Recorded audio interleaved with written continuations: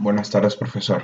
Soy René Suárez, matrícula 1167565 del grupo 112 y el tema y el video del que hoy vamos a hablar será sobre las fuerzas sociales que actúan sobre la legislación.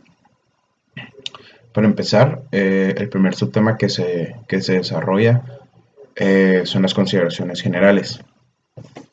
Yo hice una especie de borrador y se lo voy a dar a conocer. Bueno, dice, condiciones generales. Se ha mostrado que en la última instancia un auténtico poder social no se basa sobre la fuerza física, perdón, sino que su principal raíz consiste en un fenómeno de opinión pública. Esto eh, es verdad en términos generales, pero lo que es muchísimo más todavía, es decir, lo que es una mayor medida por lo que respecta al derecho de los estados de régimen democrático liberal. La lucha de las fuerzas sociales en el país se desenvuelve oscuramente. En cambio, dentro del perímetro del poder legislativo, la lucha se desenvuelve entre los representantes de las diferentes fuerzas políticas. Las discusiones y las pugnas que se desarrollan en la Asamblea Legislativa entre los varios representantes, cuando se trata de hacer una nueva ley, son la expresión de las fuerzas que en la penumbra luchan para obtener la regla que se estima más favorable a ciertos intereses.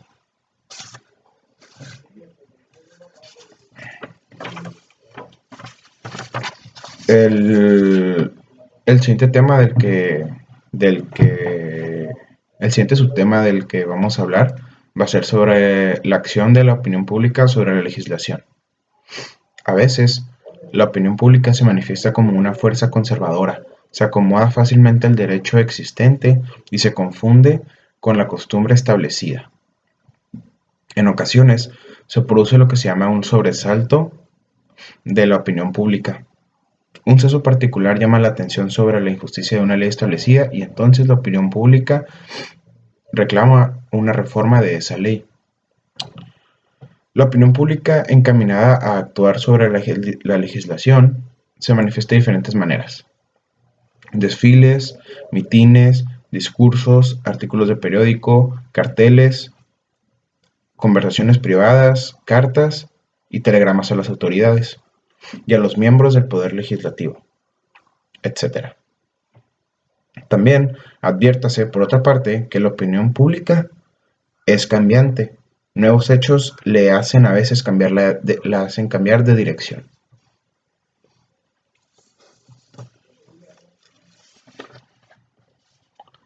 Continuamos con la opinión pública e intereses. La opinión pública relativa a la mayor parte de materias, lejos de ser unitaria, suele hallarse muy dividida, y las relaciones numéricas entre mayorías y minorías suelen ser muy mudables, sobre todo en los países con un alto nivel de educación y con una fina sensibilidad política. La sociología electoral muestra cómo se forma la opinión pública de diferente manera en las diversas regiones territoriales y en las varias clases sociales, así como en los varios grupos de interés. El siguiente subtema que vamos a abarcar es la oposición entre los varios intereses. El ciudadano participa en el ejercicio del poder mediante la elección de aquellos a quienes intenta confiarlo, pero en general suele desinteresarse respecto de los detalles de la creación del derecho, porque esta labor tiene un carácter demasiado técnico. De ordinario, los ciudadanos no pueden comprender fácilmente el alcance, ni los ciudadanos no pueden ni proveer los efectos de las reglas legislativas. La masa de los interesados suele carecer de organización, por eso suelen mostrarse indiferente respecto de muchas reformas que son reclamadas por algunos que desean sacar ventajas de tales reformas.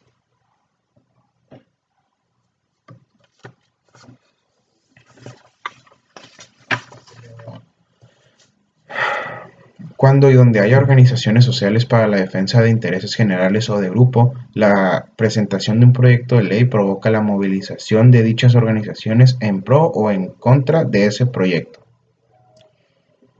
Hay ocasiones en las cuales la mayoría de los miembros del Poder Legislativo no solo profesan la firme convicción de que un proyecto de ley representa la realización de exigencias de justicia, sino que además han contraído el compromiso de servir fielmente al programa que representaron ante el país. Otras veces, sin embargo, algunos miembros del Poder Legislativo o incluso el partido mayoritario pueden sentirse cohibidos por el temor de perder electores.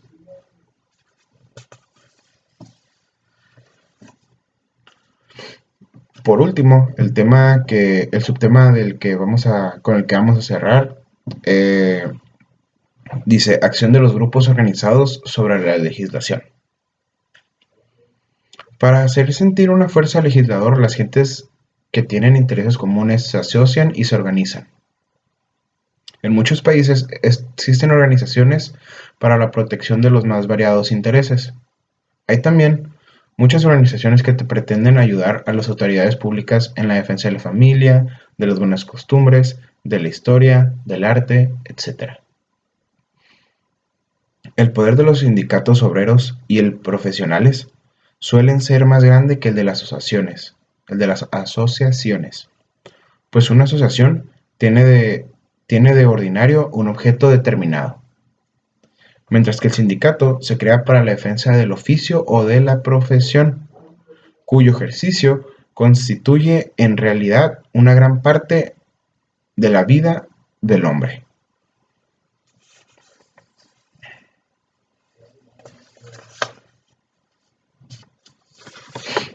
Un partido político consigue eficacia espiritual principalmente por virtud de 5 factores: la doctrina, el programa, que no se limita a la defensa de los intereses del grupo que le dio vida, porque su éxito depende de la suma de voluntades que puede ganarse fuera del partido. La organización y la disciplina. Y como ya dije, la doctrina y el programa son 4, pero en definitiva, lo que tiene importancia más decisiva es la popularidad del alcance. Los diversos partidos existentes dentro de un Estado viven en una lucha constante, dramática, que se desarrolla en distintas fases y de diferentes maneras. Lucha condicionada por el estado económico y cultura de los pueblos. Esta lucha tiene 2 aspectos: uno político, en publicidad, y otro secreto, intrigas, acuerdos, pactos, etc.